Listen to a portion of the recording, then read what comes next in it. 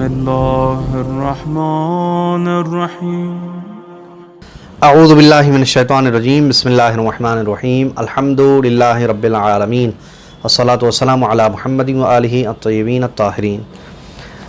ناظرین، فقہی مسائل کا سلسلہ جاری ہے۔ آپ حضرات کی خدمت میں یہ بات بھی عرض کر دیں، بہت سے لوگ بتاتے ہیں کہ ہم نے سوال کیا تھا لیکن ابھی ہمارا جواب نہیں آیا۔ تو یہاں پہ سوال بہت سارے سوال آتے ہیں، 50 سوال، 100 سوال، 150 سوال، سوالات کا ایک مجموعہ ہوتا ہے۔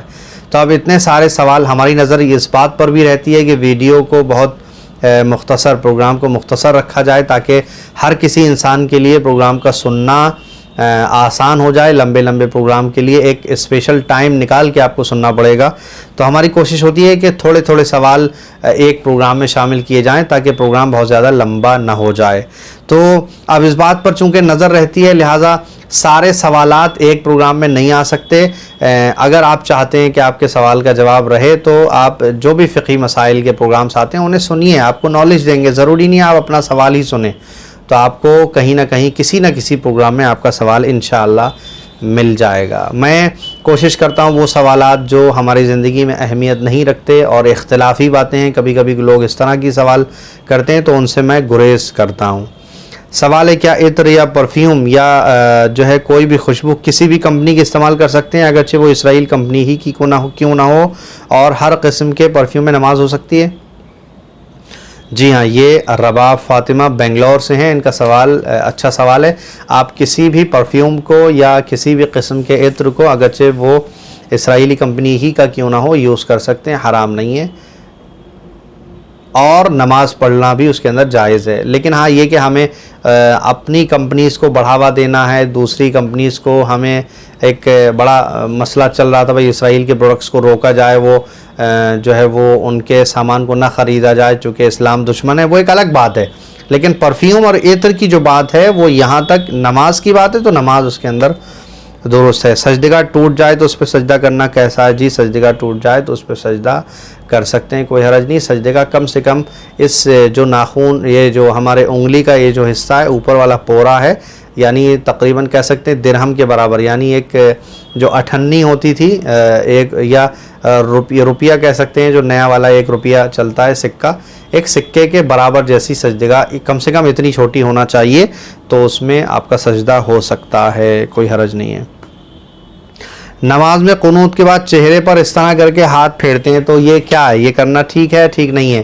تو نماز میں چہرے پر ہاتھ پھیرنا یہ آپ کی نماز کو باطل نہیں کرے گا، یہ عقیدہ ہے لوگوں کا اس طرح کرتے ہیں، اور یہ کرنا ضروری نہیں ہے، اس سے کوئی ثواب میں اضافہ نہیں ہوتا، اور اگر یہ نہیں کریں گے تو اس سے کوئی جو ہے وہ ثواب میں کمی نہیں ہوگی، ٹھیک ہے۔ اور کون سی مہندی لگانا، کون والی مہندی لگانا کیسا ہے، اور کیا اس سے غسل اور وضو پر کوئی اثر ہوگا؟ ترنم زہرا دہلی سے ان کا سوال ہے۔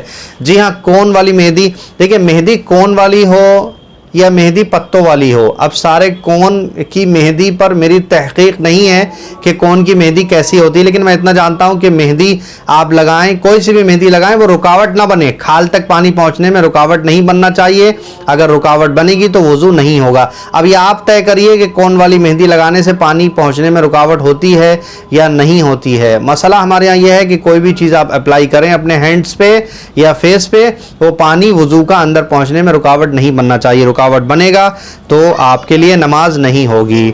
اہل سنت کے عقیقے کا گوشت شیعہ سید کھا سکتے ہیں؟ جی کوئی حرج نہیں ہے، شیعہ سید اہل سنت کے عقیقے کا گوشت کھا سکتے ہیں۔ اور سنتی نمازوں میں سوال ہے، سنتی نماز پڑھنے سے پہلے صرف نیت کافی ہے یا تکبیر بھی کہنا ضروری ہے؟ جی یہ نغمہ زیدی ہیں، ان کا سوال ہے۔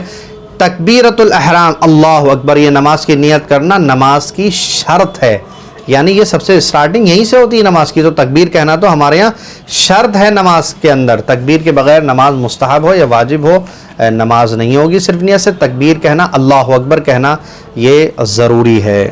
خواب کی تعبیر جاننا کیسا ہے؟ فردوس زہرا گجرات سے۔ دیکھیے خواب کی تعبیر جاننا کوئی حرج نہیں ہے، اس میں خواب کی تعبیر جو ہے وہ جان سکتے ہیں۔ ابھی یہیں احمد آباد ہی کی بات ہے، میں یہاں گجرات احمد آباد میں رہتا ہوں، احمد آباد میں ایک صاحب سے کل خواب کی تعبیر پہ بڑا ڈسکس ہوا، تو میں نے ان سے یہ کہا کہ خواب کی تعبیر جو ہے وہ جاننے میں کوئی حرج نہیں ہے، لیکن سوال یہ ہے کہ تعبیر بتانے والا ہونا چاہیے۔ اب اگر کوئی من گھڑت کوئی بھی بات کہہ دے تو ہم اسے نہیں مان سکتے۔ جناب یوسف علیہ السلام نے تعبیر بتائی، کسی بھی انسان کی بتائی ہوئی تعبیرات جو صحیح تعبیر بیان کر کے اب تک تاریخ میں گزر گئے ہیں، وہ اگر کسی کتاب کی شکل میں ہیں اور وہ ملتی ہیں کہ بھائی مثال کے طور پہ ان سے پوچھا گیا دانت اگر ٹوٹ جائے خواب میں دیکھیں تو کیسا ہے، انہوں نے وہاں پہ نقل کیا، تو سیم وہی بات اگر کسی کو بتا دے تو ٹھیک ہے۔